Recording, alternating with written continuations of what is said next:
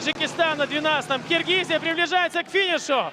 И вот яркие, настоящие эмоции на танковом биатлоне. Встречаем победителей танкового биатлона 2021 года во втором дивизионе. Команда Киргизии. Финиш!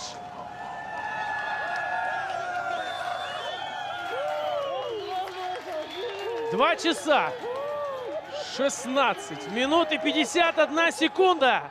Ну что ж, браво, Киргизия! Флаг Киргизской республики передает сейчас командиру танка. Обнимают друг друга, поздравляют друг друга. Ну что ж, вы молодцы, вы огромные молодцы. Спасибо за яркое выступление. Чемпионы танкового биатлона 2021 года. Команда Киргизской республики. Браво! Итак, сборная Киргизии, третий экипаж, который финишировал в танковом биатлоне первым. Командир танка Шаиб Улу Ирисбек.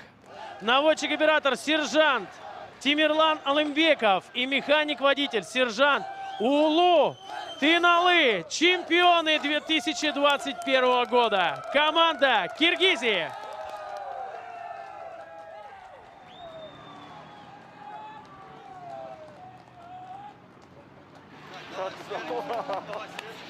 Два часа 18 минут 14 секунд позади.